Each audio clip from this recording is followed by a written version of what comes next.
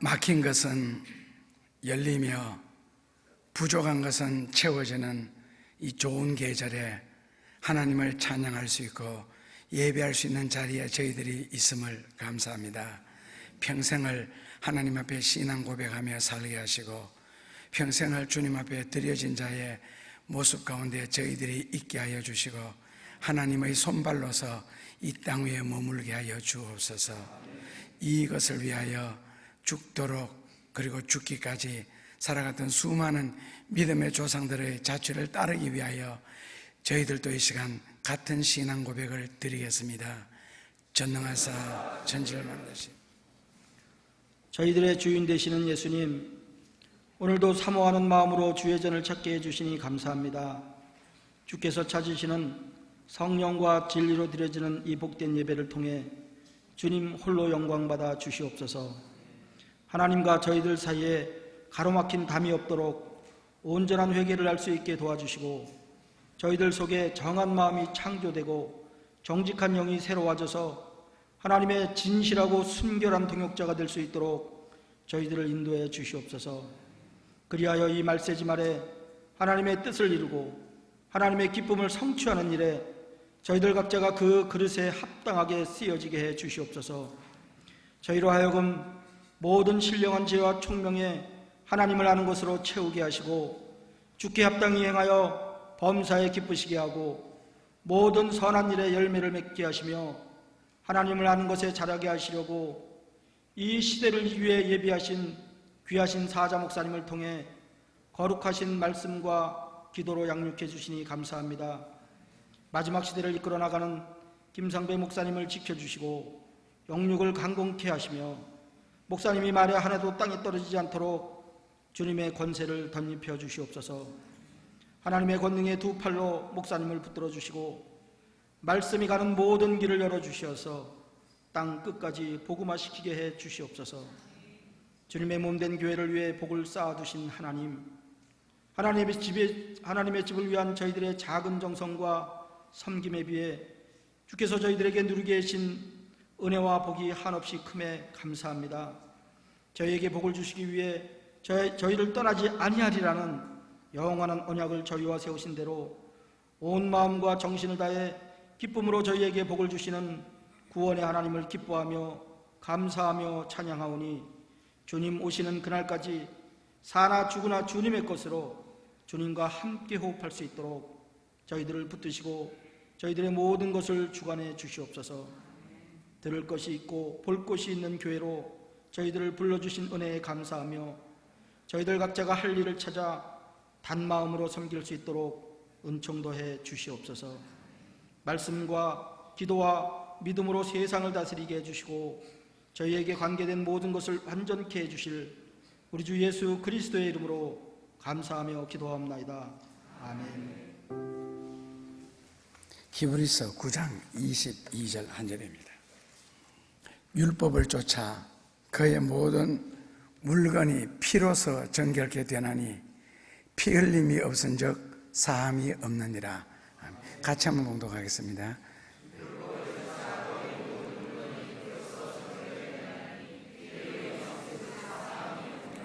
피 흘림이 없은즉 사함이 없느니라. 기독교의 아주 핵심 진리 중에 하나입니다.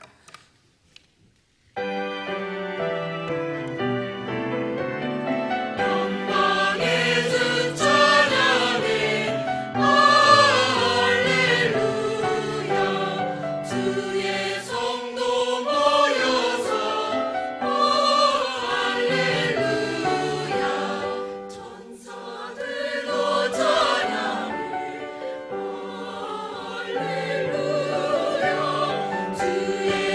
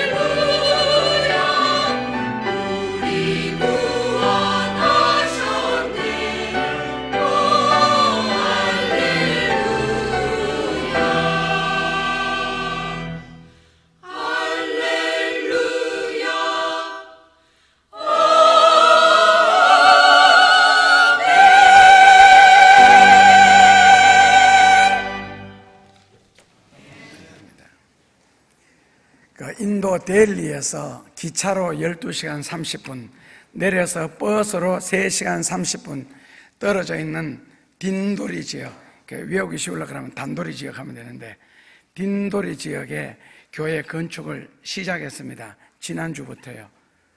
그리고 네팔에 카트만두에서 약간 떨어진 곳인데 거기 500만 명이 사는데 교회가 하나밖에 없습니다. 거기에 골둥아 교회를 다시 건축을 지난주에 시작해서 이제 기초를 다 놓았습니다. 그리고 인도에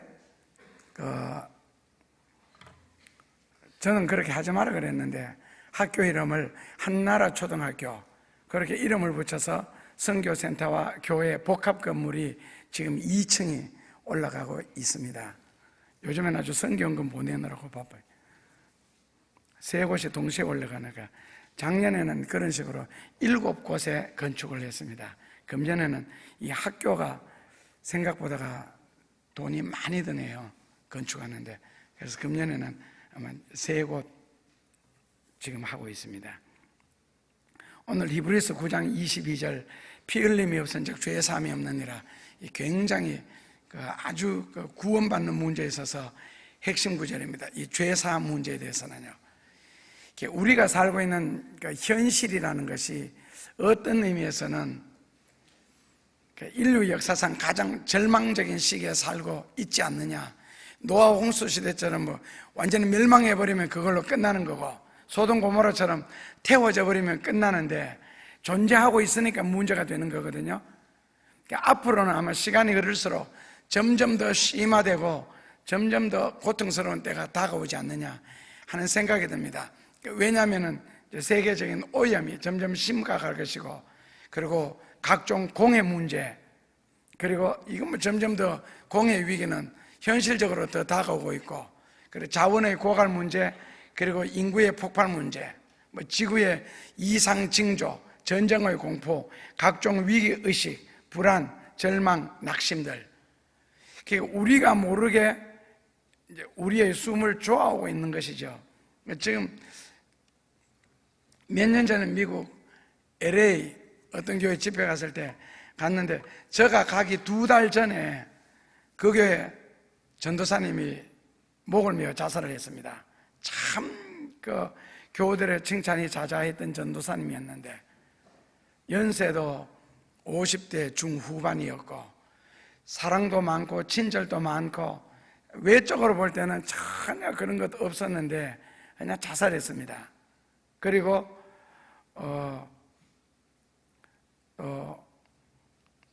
많지요. 작년에 50대 된 목사님이 자살을 했고요. 그러니까 여러분들 모르게 교우들도 목회자들도 자살을 많이 하는 거 봐요. 장로님도 자살하고 주일 예배 드리고 온 집사님도 자살을 하고, 그래서 주로 목매에 다는 경우가 제일 많고, 그리고 떨어져 죽는 경우가 그 다음 많고요.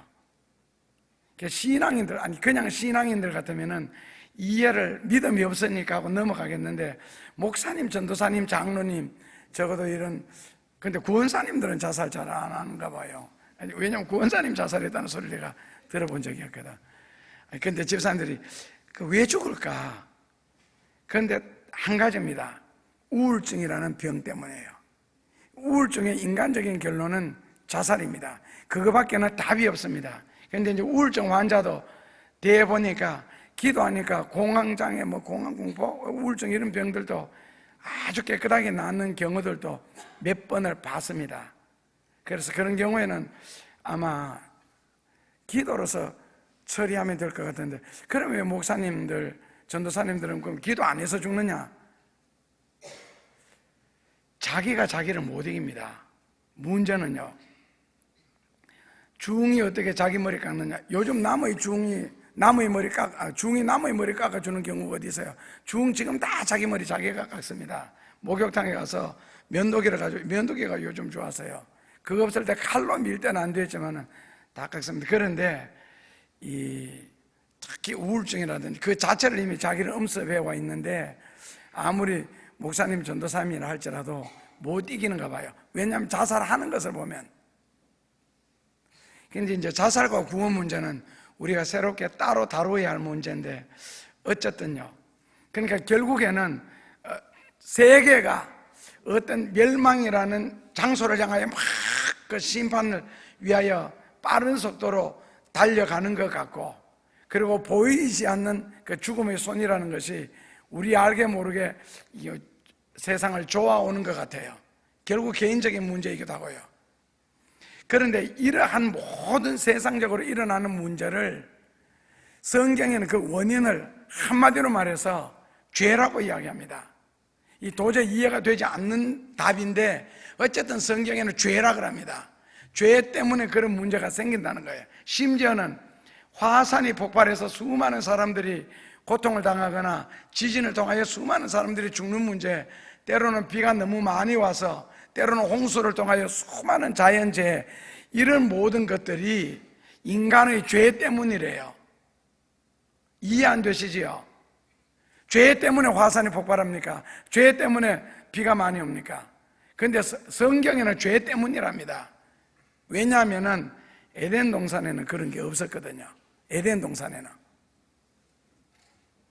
그런데 그 화산을 조절하는 천사가 있고, 비를 조절하는 천사가 있고, 눈을 조절하는 천사가 있고, 하루에 번개가 대략 지구상에 약 5,000번 정도 칩니다.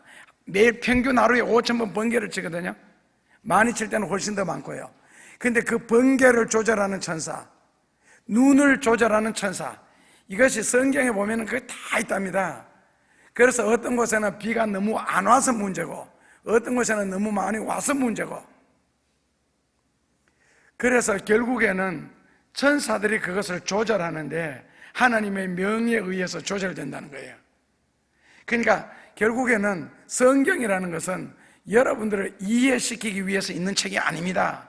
이거는 믿음의 대상이기 때문에 여러분들 머리의 한계로는 절대로 이해를 다 못합니다. 이해 안 되게 돼 있고, 그냥 하나님이 하시는 일인데, 하나님이 하시는 일을 굉장히 단순한 단어로는 기적이라고 합니다. 기적이라는 것은 사전에서 찾아보시면은 인간의 머리로 도저히 상상할 수 없는 문제를 현실화되는 것, 현실 속에서 일어나는 것. 그렇다면 눈이 너무 많이 내리고 비가 너무 많이 내리는 것도, 글쎄 억지로 이해를 하려고 하면 과학적으로 구름이 어떻고 이렇게 할지 몰라도 성경은 간단합니다. 하나님이 조절하신다. 그래서 원래 자연이나 세상 모든 만물은 하나님의 영광을 위하여 인간에게 주신 것이다. 사람에게 유익하게 하려고 자연이 있고 만물이 있다. 그래서 사람은 그것을 통해서 결론은 하나님께 영광을 돌리라고. 그래서 하나님은 하나님의 영광을 위하여 자연과 만물을 주셨고, 그 자연과 만물을 누림으로써 사람은 하나님 앞에 영광을 돌려라. 그런데 어느 순간부터 자연으로부터 우리가 고통을 당하고 있고 피해를 당하고 있습니다. 1960년대, 70년대 슬로건 아시죠? 사람은 자연 보호, 자연은 사람 보호. 무척 외운 경우가 있습니다. 그런데 사람들이 자연을 무시하고 자연을 파괴를 하니까 이제 사람이 자연을 보호하지 않았습니다. 그러니까 거기에 대한 자연의 반발입니다. 그래서 로마서 1장에 보면 이 부분이 굉장히 잘 나옵니다. 이 로마서 1장을 사도 바울이 천국 갔다 온 후에 쓴 책이 사도 바울의 천국론이 있고 지옥론이 있습니다. 거기에 천국론에 보면은 해가, 달이, 별이, 공기가, 물이, 자연이 하나님에게 한거를 하는 내용이 나와요. 그게 뭐냐면은 더 이상 사람을 위해서 빛을 발할 수가 없다. 물은 더 이상 사람에게 맑은 물을 공급할 수가 없다.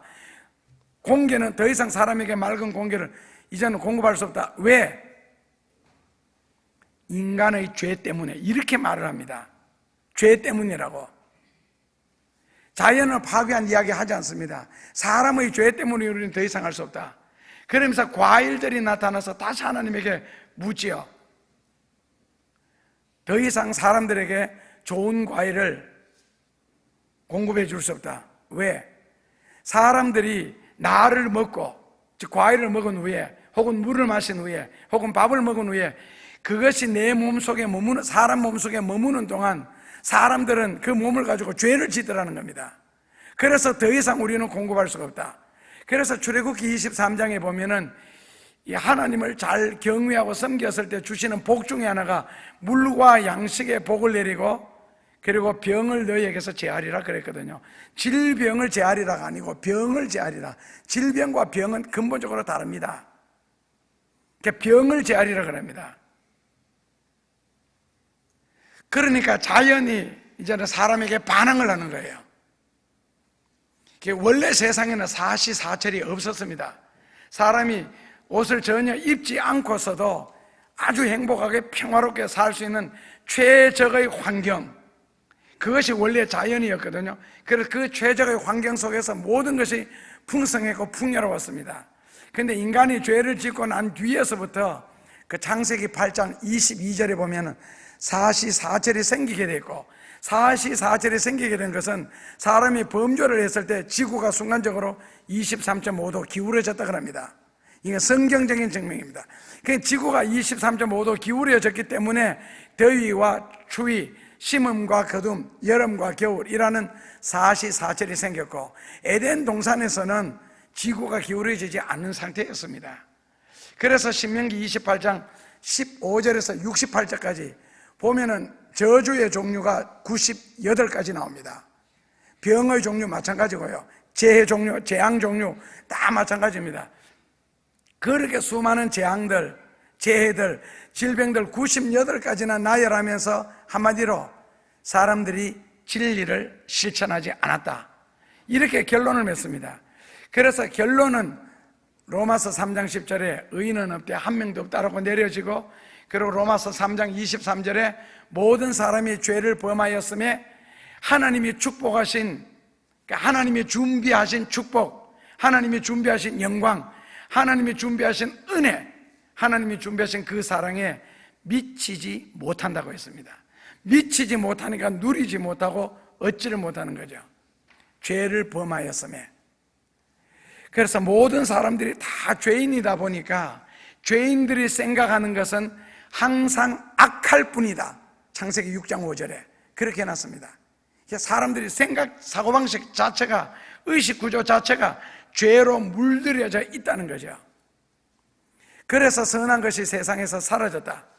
그래서 하나님이 원래는 사람을 선하게 창조하셨으나 범죄 이후에 심판을 받은 이후부터 전도서 7장 29절에 보면은 사람들이 잔머리를 굴리기 시작했다 그랬습니다.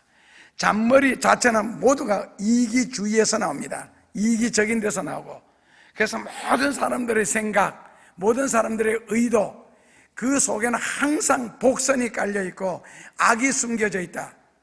그래서 다니엘서 12장에 보면 심지어는 국가 원수들이 국가 정상들의 만나면서 악수하면서 막 웃으면서도 그 머릿속에는 칼이 들어있느니라. 자국의 이익을 위해서 어떻게 하면 상대편을 활용하기 위해서 지금 앞에서 웃고 이용하기 위해서 손을 잡았을 뿐이지 절대로 웃는 것이 아니라고 다니엘서에는 그렇게 결론을 내려놨습니다. 이유는 사람들이 죄인이라는 겁니다. 그러면 죄인이 하는 짓이 무엇이겠어요? 죄인이 하는 짓이 죄를 짓는 일이죠. 그래서 하나님을 대신해서 원래는 하나님을 바라보며 살 수 있도록 만들었거든요. 그래서 머리를 제일 위에 붙여놨고 동물들은 먹고 살기 위해서 앞에 붙여놨습니다. 그런데 하나님을 바라봐야 할 머리를 가지고 자기 자신을 바라보게 되고, 자기 자신을 바라보게 되니까 자기만 보이게 되고, 자기만 보이게 되니까 자기가 최고가 되고, 그리고 내가 살아야 모든 것을 산다는 이상한 논리를 가져왔습니다. 그게 바로 잔머리라는 겁니다. 원래 살림이라는 단어 자체도 살림이 아니고 살림이잖아요. 남을 살림으로 내가 산다. 그래서 남을 부유하게 하고 남을 건강하게 하고 남을 잘되게 하는 사람은 덩달아서 자기는 훨씬 더 잘 되거든요. 세상의 논리가. 자기만 알고 자기만 취하는 사람을 누가 좋아해요? 누가 상대를 하고? 하다못해 가게 하나 갈지라도, 요즘에는 그런 가게가 많이 없어졌지만은 구멍 가게라든지 슈퍼 같은 데 갔을 때 설령 내가 물건을 하나 훔쳐와도 주인은 같은 물건을 하나 더 주면은 내가 물건 훔치는 걸 주인이 봤다는 뜻이거든요. 그러니까 다른 물건을 하나 주면서 이거 필요할 겁니다 하면서 후덕하게 대해주는 그런 집에 가지, 내가 물건 훔치다 걸렸을 때 아니면은 10원짜리 하나까지 다 따지는 곳에 누가 가겠어요? 피곤해서라도. 그러니까 자기 살기 위해서 노력하는 사람은 세상을 상대하지 않습니다. 자기가 살 뿐이에요. 그러니까 내가 살아야 된다, 이것은 틀린 말입니다. 남을 살려야 내가 삽니다.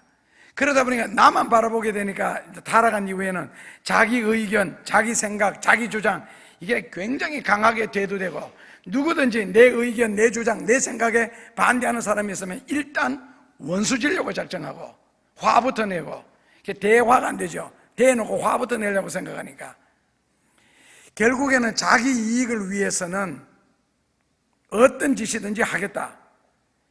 그러니까 뭐 심부름센터에서 하는 이야기 중에 하나는 돈만 주면은 간을 끄집어내오라 그러면 간을 갖다 줄 것이고, 귀를 잘라오라 그러면 귀를 잘라줄 것이고, 다리를 잘라오라 하면 다리를 잘라줍니다. 돈만 주면. 결국 그렇게 사는 것이 사람들은 지혜라고 생각하고 현명이라고 생각하거든요. 무엇이든지 나에게는 이용 대상이고 내가 최대한 이용을 잘해야 그 세상을 잘 사는 것으로 철저한 자기 중심적인 생활 철학이 몸에 배어버린 거예요. 모든 게 이용 대상이에요. 모든 사람이 이용 대상이고, 그러다 보니까 이런 생활 철학이 자리 잡다 보니까 하나님을 섬기는 것을 대신해서 아무것도 아닌 시편에서 그렇게 말하는 금이나 음이나 돌, 나무 이런 걸로 자기들이 다듬어 가지고 색칠해 놓고는 마치 신처럼 만들어 놓고 우상을 숭배하게 되고, 그러다 보니까 메뚜기처럼 공중을 날거나 뛰면서 살아야 되는데 뱀처럼 너무 땅에 집착하여 살다 보니까 세상의 것이 최고고 세상의 것이 전부고 세상 것이 있어야 산다 하면서 영적인 것을 도외시하게 되고 하나님에 대한 것을 무시하기 시작했습니다. 그래서 잘 살아졌느냐는 거죠. 그래서 로마서 1장 21절에 사람들이 하나님을 알되 하나님을 영화롭게 하지 아니하며 하나님에게 감사하지 아니하며 모든 사상이 생각이 허망하여 졌도다 라고 해놨습니다. 그렇기 때문에 우상 숭배의 근본적인 이유도 이기적이라고 그랬습니다. 결국 죄가 마음속에 깔려 있다는 뜻이죠. 결국 죄의 본질이 무엇이냐? 모든 것을 하나님과 자리 바꿈했습니다. 특히 하나님과 자기 자신을 자리를 바꾸어 놓았지요. 그래서 출애굽기 1장 23절에서는 하나님과 우상의 자리를 바꾸어 놨고, 로마서 1장 23절에서는 진리를 거짓 것으로 자리를 바꾸어 놨습니다. 그 자리를 바꾸어 놓는 것, 이걸 이제 성경에는 순서를 바꾸어 놓는 이 모든 것을 죄의 본질이라고 합니다. 그렇게 되다 보니까 죄의 결과가 왔죠. 로마서 6장 23절에 망하거나 죽는다는 겁니다. 그래서 사람이 죄를 지은 결과를 성경에는 세 가지로 정리합니다. 첫째로는 요한복음 3장 6절에 사람이 하나님을 볼 수 없게 되었고, 둘째로는 로마서 3장 10절에 하나님이 준비하신 축복이나 영광에 다가서지 못하게 되었고, 셋째로는 로마서 5장 12절에 죄로 인하여 사람은 사망하게 되었다. 그래서 요한복음 3장 6절에 하나님을 볼 수 없게 됐고, 로마서 3장 10절에 하나님의 은혜나 영광이나 축복에 이르지 못하게 되었고, 로마서 5장 12절에 결국 망하게 됐다. 그것이 죄를 지은 결과입니다. 그래서 지금까지 설교한 이 모든 문제들, 그리고 현실적인 문제들, 그리고 나의 개인적인 삶의 문제들, 이 문제들을 처리를 해야 되는데 문제 처리는 한마디로 죄를 어떻게 처리하느냐에 따라서 답이 나온다는 겁니다. 예를 들어서 열왕기상 8장 37절에서 41절에 보면은 벼농사를 지을 때 메뚜기가 뛰는 거, 보리농사를 지을 때 깐부기가 피는 거, 전쟁 문제, 자연재해, 각종 자연재해 문제, 육신의 질병 문제, 삶의 어떠한 어려운 문제라도 다 죄 때문에 온다는 거예요. 그래서 이런 문제가 다가왔을 때 너희가 하나님 앞에 나와서 무릎을 꿇고 회개하면 그 육신적인 문제, 자연적인 문제, 그리고 질병에 관한 문제, 이런 것들이 다 해결된다는 거예요. 이제 도저히 이해가 안 되지요. 그런 것이 어떻게 기도로 해결되고 회개함으로 해결됩니까? 어떤 면에서는 인간의 노력으로 처리할 문제도 회개하라는 거예요. 그러면 된다고. 이해 안 되시지요? 왜 이해 안 되겠어요? 체험을 해봐야 이해가 되지요. 그런 걸 정말 기도로 풀어나가보고 철저한 회개를 통하여서 하나님이 어떻게 역사하시는 모습을 봤더라면, 수없이 체험했더라면, 아, 기도하면 된다, 이 답이 분명하게 나올 텐데 기도 안 해봤거든요. 그런 문제 가지고 철저하게 회개 안 해봤거든요. 그러니까 항상 내가 앞서는 거예요. 내가 노력하고 내가 나오는 동안에는 아직까지 하나님과는 구만리 장천에 있습니다. 몸은 교회 안에 있을지라도 영의 문제는 절대로 아닙니다. 그래서 결국 죄의 문제를 처리하면, 해결받을 수 있다면 육신적인 문제, 어떤 삶의 어려운 문제, 심지어는 나와 가까이 있는 자연재해 문제까지도 풀려나간답니다. 그리고 하나님이 그렇게 역사하신답니다. 그리고 실제적으로 신구약 성경에 보면은 인간적으로 풀어야 하고 노력해야 할 문제들도 영적으로 해결하는 경우들이 굉장히 많습니다. 심지어는 영적인 것으로서 죽은 사람도 살아나고 죽어가는 사람도 살아나고 수많은 병에 걸린 사람도 다 영적인 것으로 풀어나가고 해결해 나갑니다. 그래서 성경에는, 기독교에서는 죄를 풀어나가는 방법이 굉장히 여러 가지를 제시합니다. 이제 신구약적으로 다요. 그 중에서도 가장 완벽하고 최선의 방법이 바로 오늘 본문 히브리서 9장 22절입니다. 마지막 줄요. 피 흘림이 없은즉 죄 사함이 없다. 이게 결론이고 핵심입니다. 결국 수많은 삶의 문제를 풀어나가는 근본 바탕에는 죄 사함만 받으면 다 해결된다. 거기 무슨 죄 용서받는 곳에 기독교인으로서 도저히 이해가 안 되는 병들 있잖아요. 우울증, 그리고 밤에 잠 못 자는 거 뭐라 그러죠? 불면증. 그런 병 웃기는 거 아니에요. 뭐 신경성 위장병 이런 거요. 무슨 신경성 온갖 병들.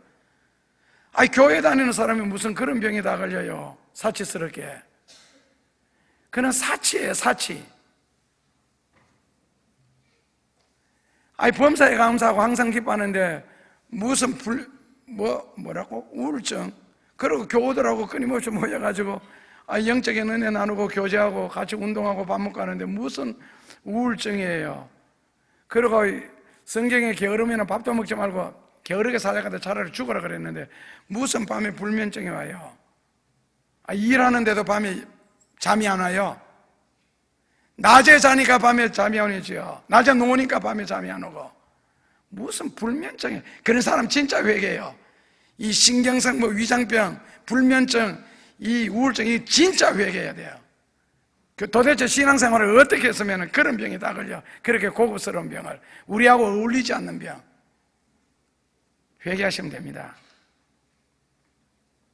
그러니까 이 피 흘림이 없으면 죄 사함이 없다. 병도 걸릴 병이 걸려야지. 그럼 걸릴 병은 뭐예요?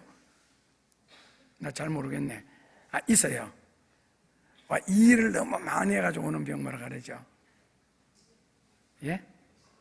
과로. 그런 거는 참 이해가 되는 병인데 하나님이 언제 과로하라 그랬어요? 밤에는 자거라 그랬지. 밤에 안 자니까 과로가 되지. 근데 죄사함이가 오늘 그냥 원어로 한번 풀어드릴게요.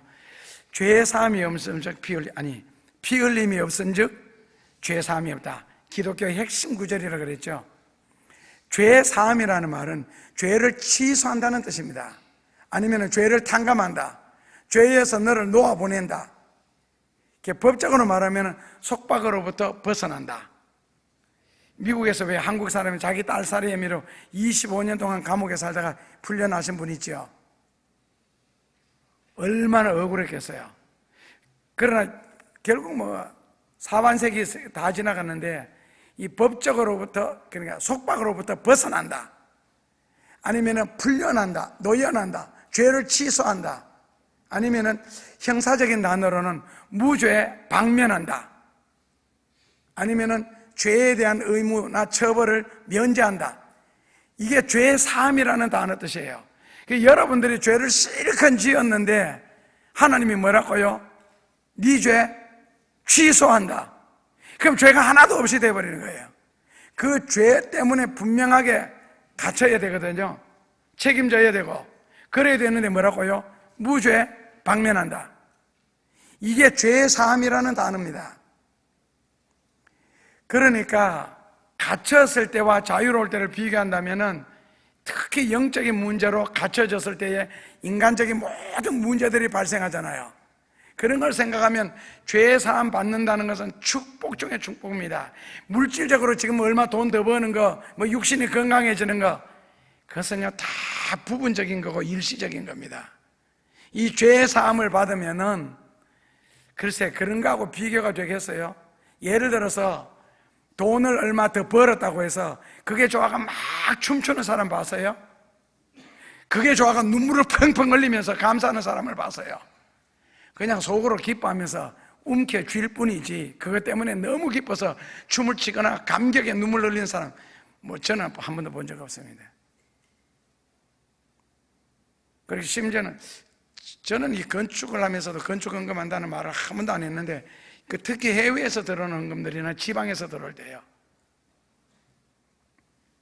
아마 지금은 지하가 올라가고 있습니다. 지상에 올라가고 있습니다. 아마 그 소리를 들은 것 같아요. 그거는 제가 설교 중에 한 기억이 나거든요.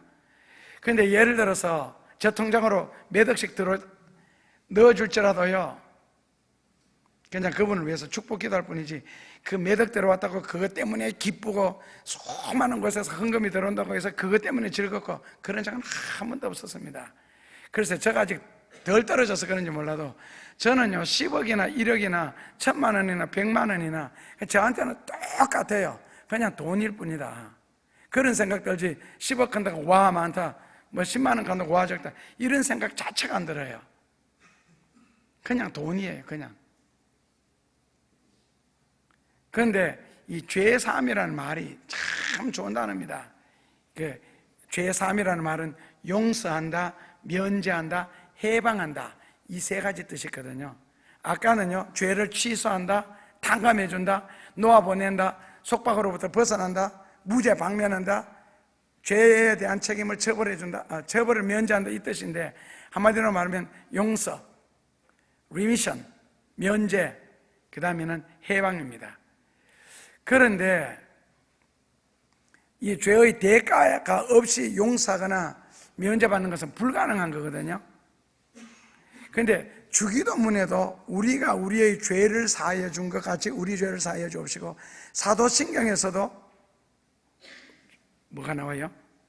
죄 문제 나와요.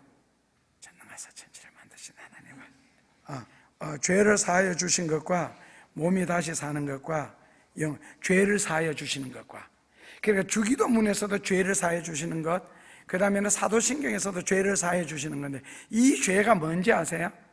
사도신경에서도 여러분들이 왜 잘못하는 거 있잖아요.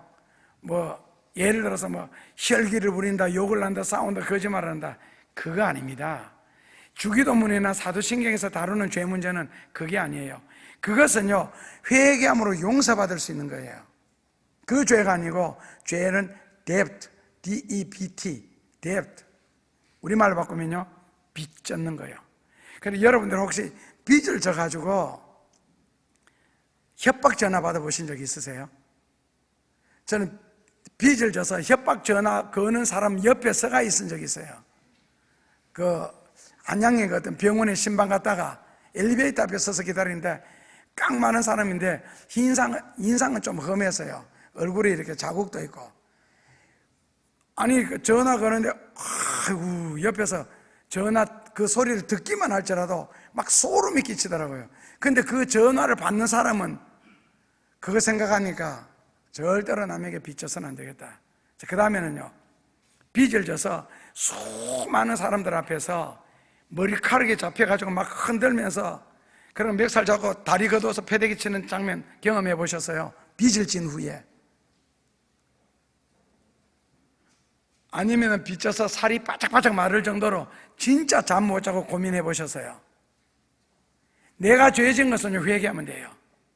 그런데 사도신경이나 주기도문에서 우리가 우리에게 죄 지은 자라는 이 죄는 전부 다 빚의 문제입니다.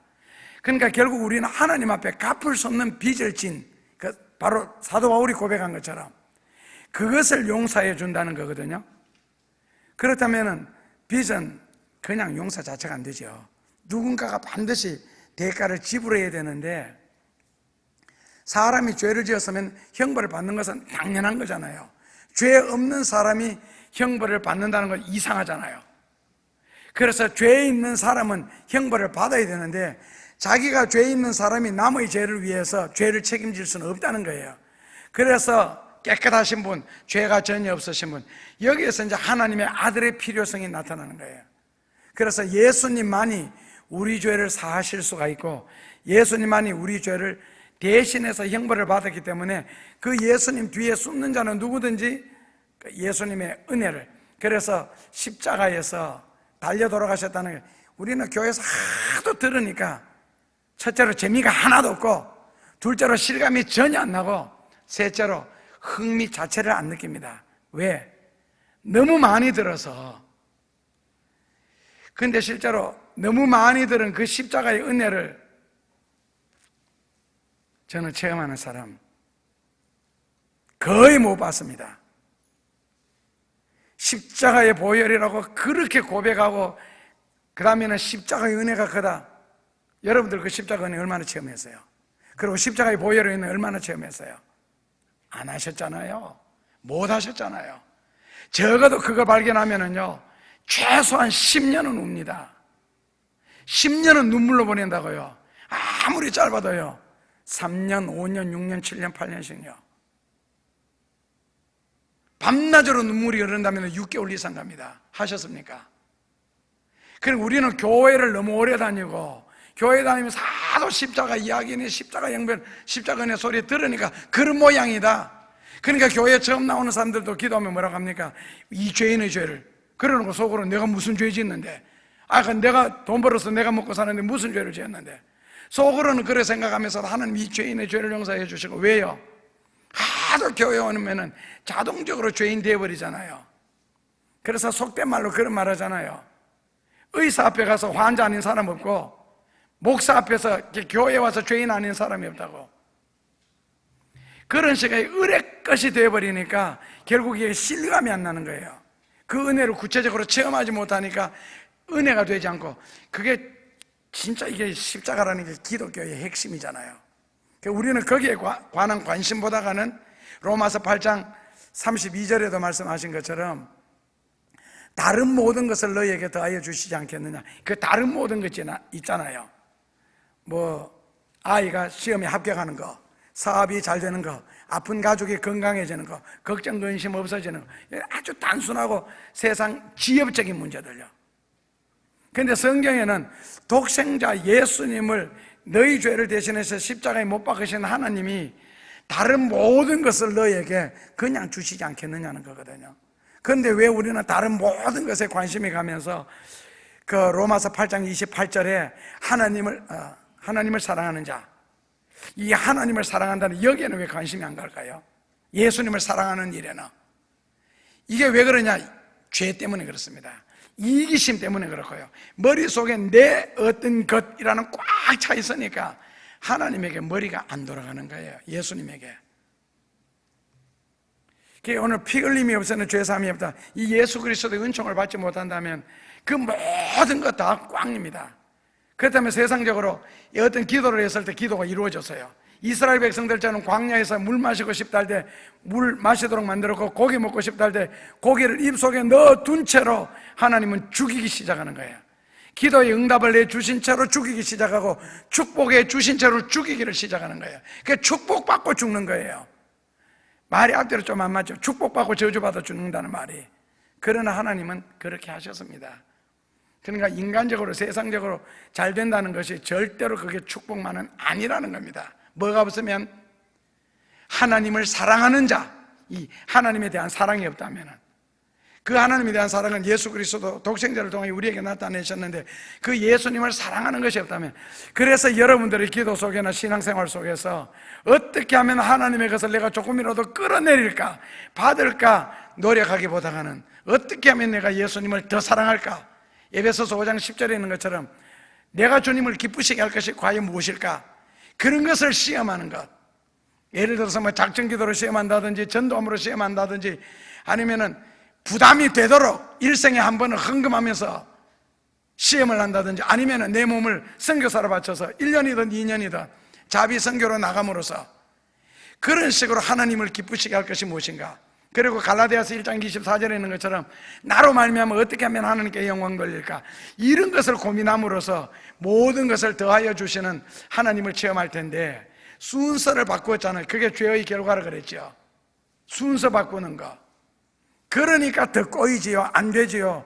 엉뚱한 곳에서 망하는 일이 일어나죠. 길에 지나가는 사람이 나보고 어디 땅 사놓으면은 그 엄청나게 오를 거다 하시겠어요? 있다 보면 그런 전화 많이 옵니다. 한 번은 원주 지역에 땅이 한 5,000평 있는데 금요일 날 전화 왔어요. 금요일 날. 월요일 되면은 그 땅이 지금은 15만 원밖에 안 하지만 월요일 날 되면은 평당에 33만 원씩 오른대요. 5,000평이니까 나보고 선생님 계산해 보라고. 할아버지 목소리 듣고 에라이 짜. 그래서 내가 아니면 지금 15만 원 받고 파는 땅인데 월요일 날 앞으로 3일 후에 33만 원 되는 땅을 왜 내한테 소개해요? 나 누군지 알아요? 아니면은 당신은 형제들도 있고 집안도 있을 것이고 친인척도 있을 것이고 하다못해 친한 친구들도, 그 다음에는 학교 친구들, 국민학교부터 수도 없이 많을 텐데 왜 내한테 전화해? 다 뻥이야. 내한테까지 올 리가 없잖아요. 내한테까지 올 리가. 다 이심해. 그래서 성경은 다시 순서 바꾸라는 겁니다. 그러니까 나의 어떤 것 때문에 꽉 차 있는 이 속에 어떻게 하면 예수님을 사랑할까? 사랑하게 되면 다 주는 것 아니에요? 그 처녀 같으면 가장 귀중하게 여기는 정조조차도 주는 거 아니에요? 사랑하게 되면은. 그래서 결혼하게 되면은 정조를 주는데 그 다음에 더 이상 뭐가 아까워요? 그리고 남편이 아내를 사랑한다면 더 이상 뭐가 아까워요? 다른 주머니 찬다는 것 자체가 벌써 부부지간에 문제 생겼습니다. 그렇다면은 하나님을 정말 사랑하고 예수님을 사랑한다면은 그럼 뭐가 문제겠어요? 내가 하나님을 향하여 아낌이 없다면은 그럼 하나님은 우리를 향하여 뭐가 그래 아끼겠어요? 헤아리에서 바치는데 상대편도 헤아리에서 안 주시겠어요?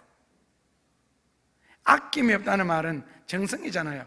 결국 오병이어를 통하여서 예수님은 12광주리를 돌려주셨는데 2만 명을 먹이고 난 뒤에도, 그러니까 2만 명의 사람들이 누구를 칭찬하겠어요? 결국 예수님의 기적 귀해요. 그러나 기적의 근거가 되는 오병이어, 그 어린이, 그러나 성경에는 이름도 없습니다. 그래서 정말 예수님을 사랑하고 진리를 사랑하고 하나님을 사랑하면 다 풀릴 텐데 내 욕심에 꽉 차서 내가 앞서 뛰다 보니까 오히려 더 힘들고 더 꼬이고 더 안 될 텐데 순서 한번 바꾸어 보시죠.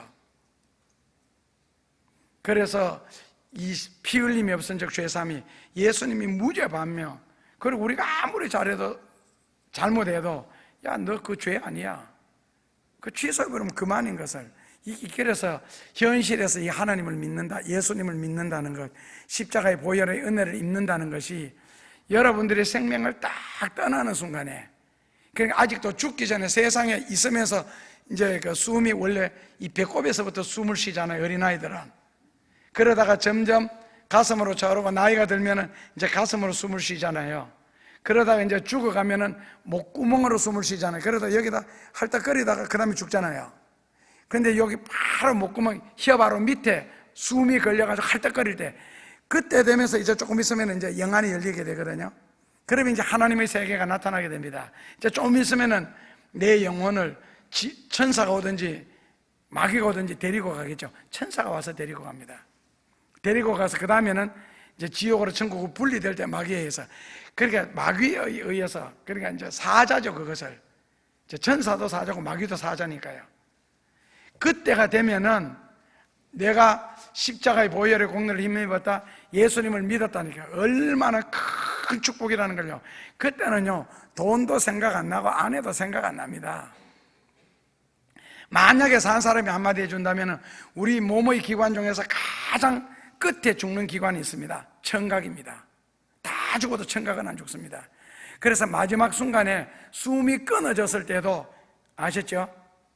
좋은 말, 아니면 그때 제일 좋은 것은 부드러운 찬송입니다. 찬송 소리 들으면 참 우리 영혼이 하늘에 기쁘게 올라갈 거예요. 즐겁게. 그래서 숨 끊어졌다가 사람 죽은 거 절대로 아닙니다. 청각은 살아있습니다.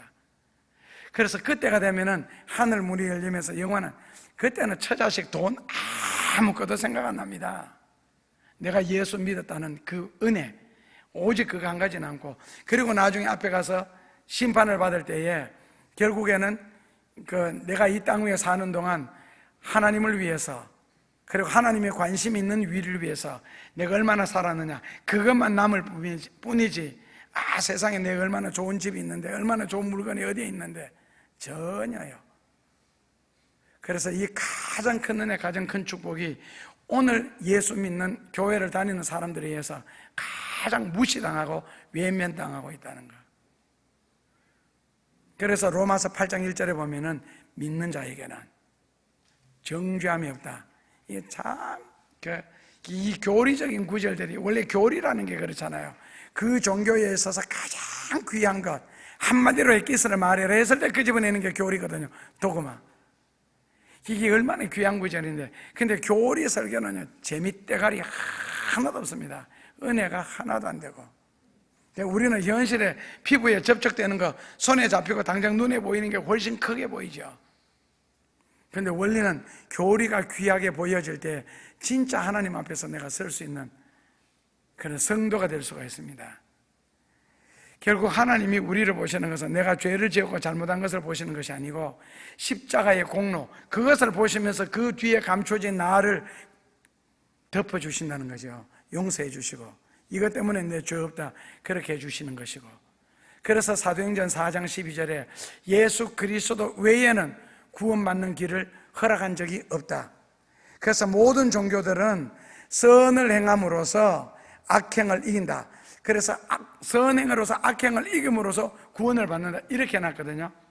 그런데 로마서 7장 18절에서는 타락한 사람은 선을 행할 수 있는 능력 자체가 상실되었답니다. 그래서 선을 행할 수가 없습니다. 의인이라는 것은 하나님의 도움이 없이도 하나님을 위하여 살 수 있는 수준, 죄인이란 하나님의 도움이 없이는 도저히 하나님의 뜻을 따라 살아갈 수가 없는 사람, 이게 이제 죄인과 의인의 차이점이거든요. 여러분들은 어느 쪽이에요? 하나님의 도움이 없이도 나는 하나님을 위하여 살 수 있고 진리를 실천할 수 있다, 그렇다면 의인입니다. 죄인이란 성령의 역사가 없이 하나님의 도움이 없이는 절대로 하나님의 뜻을 따라 살아갈 수가 없는 사람, 어느 쪽이에요? 대답하기 참 난처하시지요.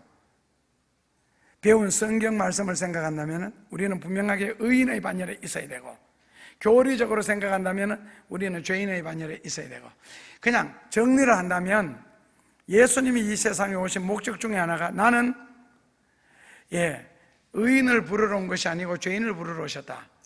그렇다면 양 99마리 있는 사람이 잃어버린 한 마리를 찾으러 가셨다. 이해가 되시죠? 99마리 걱정 안 해도 됩니다. 이미 내 곁에 있잖아요. 그래서 잃어버린 한 마리, 의인은 이미 하나님의 말씀을 실천하고 잘 순종하고 살고 있기 때문에 그렇게 살지 못하는 죄인을 부르러 오셨다. 결국 모든 사람은 하나님을 위하여 살아야 된다. 결론은요, 결국 하나님의 말씀을 실천할 수가 없고 하나님을 위하여 살 수가 없다면 하나님 앞에서 외면된 존재, 버려진 존재입니다. 그 자기 능력, 자기 의식으로 산다는 것은 성경적으로는 굉장한 죄입니다. 이게 왜냐하면 하나님이 에덴 동산을 창설하실 때에 그곳에 두어서는 안 될 물건을 하나 주었죠. 선악과요. 그건 절대로 에덴 동산에 있어야 할 물건이 아니지요. 그 선악과 때문에 우리가 얼마나 지금 고통을 당하고 있는데, 그럼에도 불구하고 하나님이 선악과를 에덴 동산 한복판에 두신 이유가 무엇이겠어요? 이것은 하나님의 영역이고 그 외에는 너희들의 영역이다. 그래서 인간은 절대로 하나님의 영역을 침범할 수 없다. 하나님의 영역을 침범하는 순간에 어떤 고통이 닥칠 것이다. 결론은 죽는다. 더 다른 말로 바꾸면은 신의 영역을 침범하고 선악과를 따먹음으로 너의 자유의지에 의해서 살 것인가, 아니면은 선악과를 따먹지 않고 하나님을 믿는 믿음으로 살 것인가, 그걸 질문하는 거거든요. 그걸 결정하는 중요한 선택. 그 선악과 앞에서 우리는 항상 선택하며 살아야 되거든요. 이걸 건드리는 순간에 나는 하나님으로부터 버림을 당한다. 그리고 나는 나의 능력, 나의 의지로 살아야 된다. 그래서 이걸 지키는 동안에는 하나님에 의해서 세상을 살아가게 되고 하나님의 뜻을 따라 나는 살게 된다. 결국에는 삶의 순간순간 여러분들은 선악과를 생각하셔야 됩니다. 이거 내가 손을 댈 수 있는 부분인지, 내 손이 닿으면 절대로 안 되는지, 이거 따먹어도 되는지 안 되는지. 월화수목금토 일요일 중에서 선악과가 들어있죠. 주일. 이거는 내가 범해도 되는지, 범하면 절대로 안 되는지. 예를 들어서 수입이 들어왔을 때 선악과가 그 속에 들어있죠. 11조와 감사. 이거는 내가 손을 대도 되는지 안 되는지. 그 다음에는 하나님 앞에 서원한 거. 그리고 천열매. 결국 손을 대었을 때 다가온 결과는 뭡니까? 죽습니다. 결국 선악과를 따먹은 결국에는 인간에게는 고통이 왔고, 땀 흘린다 쓰고, 여름에는 수고 안 해도 땀 나던데, 이 땀 흘린다 그러는 것이 그냥 일을 해서 땀 흘린다, 그 본능적인 땀 흘린, 성경에는 그걸 말하는 것이 아닙니다. 죽을 고생을 한다는 뜻입니다. 죽지 못해서 산다는 뜻이고요. 그런 고통이 엄습한다는 거예요. 그래도 선악과를 따먹을래. 결국에는 선악과를 따먹은 결과를 살면서도 체험할 뿐만 아니라 마지막으로 왜 따먹어서, 예수님의 질문 앞에 그때는 더 당황하게 될 겁니다. 그러니까 웬만하면 선악과 안 따먹어도 일반 과일이 많잖아요, 먹을 것이. 왜 꼭 선악과를 따먹어야 돼요? 내일, 추석이 내일입니까? 모레입니까? 내일이에요. 친인척들하고 같이 모일 텐데, 혹시나 가족 중에서 그 제사를 지내는 집에 갔을 때 음식 먹는 문제예요. 먹지 마세요. 음식이 무슨 죄가 있노? 음식은 죄가 없는데 여러분들의 죄 때문에 그렇습니다. 먹는 자는 하나님의 진노를 면치 못하리라 그랬습니다. 그리고 재앙을 일으키겠다고. 먹으면 설사할 겁니다. 그러니까 많잖아요. 제사상 위에 안 올라가는 음식도 많은데 그거 드셔도 되는데 왜 꼭 제사상 위에 올라가는 걸 기회에 먹고 싶어요? 절에 있는 음식을요. 시편에서는 절대로 못 먹겠습니다. 그리고 고린도전서에서도 못 먹겠습니다. 양심이 더러워진다 그랬습니다. 그걸 먹음으로써. 그러니까 그거 한 끼 안 먹어도 되면은 안 먹는 게 좋고, 그리고 다른 음식 먹어서 배 안 고플 수 있다면 다른 음식 먹어도 되는데 꼭 그걸 먹어야 되나? 예를 들어서, 그래서 결국 성경이 우리에게 요구하는 것은 하나님을 사랑하고 진리를 사랑하는 건데, 그렇다면 내가 예수님을 믿는다, 십자가의 보혈로 죄 용서 받았다, 그리고 하나님 은혜로 산다 하는 것을 증명하라는 겁니다. 두 가지로 증명할 수가 있습니다. 굉장히 간단합니다. 첫째로는 순서 바꿔서 이야기할게요. 무슨 일을 하든지 먼저 기도하실 수 있겠어요? 무슨 일을 하든지 기도하고 처리할 수 있다면 완전히 하나님께 속한 자입니다. 무슨 일을 하든지 먼저 기도부터 하는 거. 밤중에 자다가 새벽녘에 새벽 1시, 2시 되가 아이가 갑자기 열이 나서 꽉 웁니다. 그때 전화기 들고 119부터 돌리시겠어요? 하나님 앞에 기도부터 하시겠어요? 성경에는요, 회개하라는 겁니다. 아이 붙잡고 내가 회개하다 보면 조금 있으면 아이가 쌕쌕 잠들어 있습니다. 아침에 먼저 일어나서 놀고 있습니다. 119 의지 안 하셔도 됩니다. 왜 꼭 119가 해결해 주리라 생각합니까? 그 밤중에 사이렌 울리면서 와서 옆집 사람들 다 깨우고, 그리고 나도 허겁지겁 병원에 따라서, 그래서 뭐를 얻습니까? 그래서 위로가 됩니까? 그렇게 사니까. 하나님 없이 살 때는 당연하죠. 먼저 기도부터 하시라는 거예요. 그리고 잠시만 기다려줘. 아예 안 죽습니다, 기도하는 동안에는. 그리고 사람 그렇게 빨리 안 죽습니다, 심장마비 외에는요. 그러니까 무슨 일을 하든지 뭐부터 하시라고요? 꼭 기도부터. 둘째로는요, 하나님의 요구입니다. 성경대로 내가 순종할 수 있겠느냐, 성경 말씀 순종할 수 있겠느냐. 그 두 가지만 할 수 있다면 하나님께서 철저하게 여러분들의 편이 되어 주실 것이고, 요셉처럼 감옥 안에서도 총리 대신이 되어 나올 수가 있고, 사드락 메삭 아벳느고처럼 불 속에서도 머리카락 하나 걸리지 않을 수가 있을 겁니다. 또 질문하시겠죠. 내 형편이 이런데, 내 생활 꼬라지가 이런데 무슨 하나님이 나를 그렇게 축복할 수 있느냐고. 그거 참 이해가 안 되죠, 그죠? 왜 자꾸 여러분들이 머릿속에서 하나님을 판단하고 그가 저러고 끝을 내려고 합니까? 내 생활 꼬라지가 이래서, 내 모습이 이래서, 요 모양 요 꼴인데, 그래서 하나님을 요 모양 요 꼴 속에 집어넣을까요? 그러니까 하나님이 그 정도밖에 안 됩니까? 그리고 왜 하나님이 여러분들의 머릿속에 들어와야 됩니까? 왜 여러분들의 이해 속에 하나님이 들어와야 되고, 하나님은 하나님의 방법이 있는데, 성경 이사야서에서 내 생각과 네 생각은 분명히 다르고 내 방법과 너 방법은 다른데 왜 우리는 지금까지 일생을 살아오면서 몸에 배어온 내 방법, 내 생각, 내 수준, 거기에서 못 벗어납니까? 하나님도 왜 그런 식으로 대합니까? 어떤 방법으로도요. 미국에서 국제 총무를 지내신, 실명을 대도 되겠습니까? 고원영 목사님, 한국에서 원래 몸이 안 좋아서 일본에 건너갔습니다. 일본에서 도저히 견디지 못해서 다시 미국 가셨습니다. 미국 딱 떨어졌는데 돈이 25불이 남았습니다. 이발관에 가서 이게 머리 깎아달라니까, 미국 사람들은 식당에 가도 그렇고 무슨 말이 그래 많아요. 머리만 깎아주면 되는데, 영어를 못 알아들으니까 무조건 yes. 나중에 손톱 깎아줄까 했는데도 보니 손톱 깎더래요. 안 깎아도 되는데 yes를 해놓은 거예요. 그리고 머리 감아줄까 yes, 면도 줄까 yes. 17불이 나왔더랍니다. 25불 중에 딱 8불 남아서 갈 데가 없는데, 목사가 갈 데가 어디 있겠어요? 교회 찾아갔죠. 그래서 나 한국에서 왔는데 영어 잘 못한다.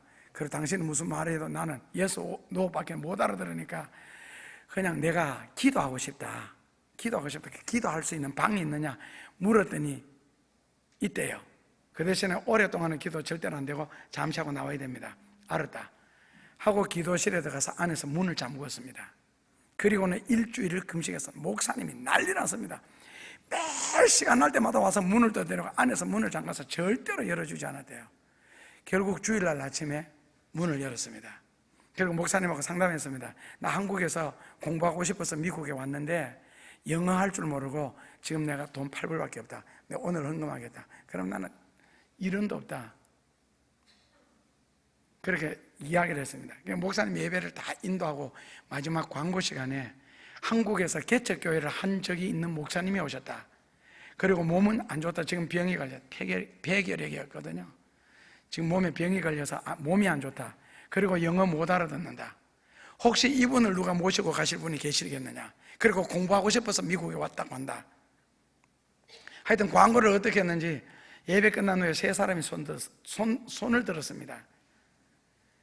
그래서 결국에는 서로 모시고 가겠다고 하니까 가위바위보를 해서 이제 정했는데, 세 집 다 한 집에서 1년씩 살기로 하고 갔는데, 가보니까 다 부자들이에요. 마당에 테니스 코트하고 수영장은 기본이고, 그래서 있는 동안에 거기서 이제 공부하고 배우고, 물론 병은 낫게 되고, 신기한 것은 1년 동안 가서 사는 집마다 있는 밥에 덧붙인다고 그렇게 하는 일들이 잘 되더래요. 그러니까 소문이 나니까 그 다음부터는 더 서로 모셔가기로. 그래서 결국 미국에서 공부하고 국제 총무를 했습니다. 그러니까 국제 총무요. 그러니까 기독교 그렇게 훌륭한 자리에 이르게 되었고요. 한 번은 시골 학생인데 너무 공부하고 싶어서, 유학하고 싶어서 기도했더니 진짜 미국에서 전화가 왔더랍니다. 그게 미국 사람이 기도를 하는데 이렇게 뭐 환상이 보였는가 봐요. 글자가, 그 글자를 본 그대로 그렸대요. 이게 뭐냐고 그랬더니 한국말이더래요. 그러니까 글자 석자요. 사람 이름을 받아 적은 거예요. 그래서 이 사람이 추적하고 추적해서 결국 그 사람을 학생을, 알고 보니 학생이었어요. 찾아내서 미국에 유학시켜서 극단적인 제가 예화를 2가지를 들었습니다. 한마디로 말하면 하나님이 작정하시면 무슨 일이든지 어떤 방법으로든지 행하실 수가 있습니다. 그분은 말씀으로 천지를 창조하신 거잖아요.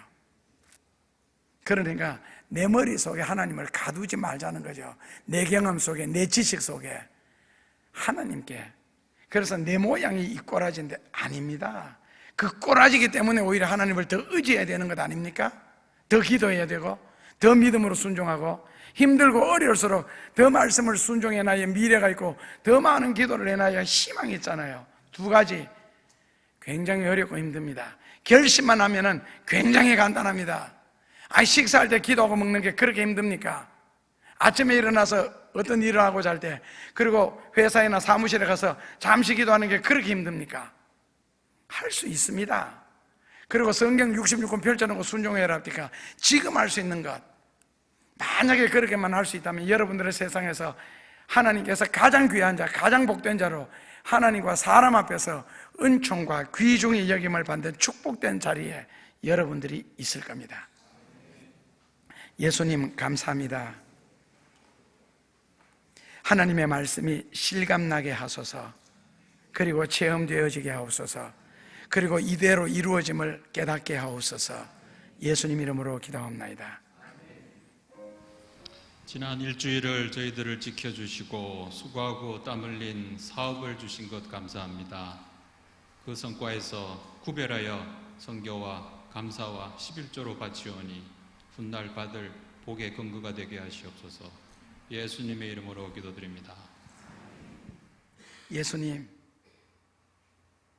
모든 것이 채워지는 좋은 계절입니다. 모든 것이 익어가는 아름다운 계절입니다. 그 속에 저희들이 있음을 감사합니다. 그러게 하나님의 섭리를 따라 저희들도 빈 부분은 채워지게 하시고, 모난 부분은 다듬어지게 하시고, 부족한 것은 주의 은혜가 따르게 하여 주시고, 저희들도 익어감으로써 하나님이 우리를 취하여 마음껏 다른 작품을 만드는 일에 쓰여질 수 있도록 축복하여 주옵소서. 그러려고 저희들이 모였습니다. 주님을 사랑하고 진리를 사랑하며 믿음으로 살고자 왔습니다. 의식 속에서 삶의 현장으로, 가슴 속에서 이웃으로 이 귀한 사랑 전파되어지게 하옵소서. 그리고 그 진리의 도구로 저희들이 쓰여지게 하여 주옵소서. 그리하여 감추어진 하나님의 축복, 예배해 놓으신 주의 영광과 그 은혜의 자리에 이룰 수 있는 저희들에게 역사하여 주옵소서. 이 시간 마음과 뜻과 정성을 다하여 하나님 앞에 예배드리는 모든 이들 가슴 속에 하늘의 신령한 것과 땅의 좋은 것으로 하나님이 원하시는 것과 때로는 그 소원 속에 각자의 소원까지 포함되어져 있게 하여 주셔서 저희들에게는 한없는 축복이, 하나님에게는 한없는 영광이, 이웃에게는 그리스도의 기쁨이 아울러 전파되어지게 하여 주옵소서. 명절 전도의 기회로 삼게 하시고 내가 믿는다는 것이 알려지는 기회가 되게 하여 주옵소서. 구별되어진 성물들 위해 하나님의 축복 또한 가득하게 하시고 이 땅 위에 살아가는 동안 평생을 세상적인 것, 물질적인 것, 육신적인 것, 질병 때문에 고통당하지 않도록 십자가에 달려 돌아가신 피 묻은 보혈의 두 손으로 저희들을 품어주시고 축복하여 주옵소서. 우리의 기도를 이루어 나가실 예수님 이름으로 감사하며 기도하옵나이다. 아멘. 예수님, 멀고 가까이에서 하나님을 사랑하고 진리를 사모하는 이들이 모였습니다. 늘 천국을 침노하는 인생이 되게 하여 주옵소서. 처음 이 자리에 참여한 이들도 있습니다. 육현국 집사님, 그리고 김민정 자매님 꼭 기억하셔서 하나님의 귀한 선물 받고 인생을 살게 하여 주옵소서. 오늘 믿음으로 살려고 해서는 저희들입니다. 하나님, 그 믿음 가운데는 반드시 역사가 일어나게 하여 주시고 그 역사의 배후에는 하나님의 영광이 스며져 있게 하여 주시고 그 영광 속에 저희들의 축복이 그곳에 가리워져 있게 하여 주옵소서. 그리하여 땅 위에 사는 동안 가장 귀하게 보람되게 하나님과 사람 앞에서 은총과 귀중의 여김을 받는 인생이 되도록 영육간에 축복하여 주옵소서. 이제는 교회의 머리가 되시며 우리의 삶의 구주가 되시는 예수 그리스도의 은혜와 하나님 아버지의 지극한 사랑을 통하여 구원받게 하시고 은혜를 누리게 하시고 그 사랑 가운데 거할 수 있도록 인도해 주신 아버지의 사랑과 성령의 말할 수 없는 역사하심과 기도하심이 사랑하는 성도들의 삶의 현장에 가슴 속에 영원토록 끊임없이 축복하여 주시옵기를 간절히 축원하옵나이다. 아멘. 사람들이 모이는 장소에서는 여러분들은 한나라 교회의 자존심입니다.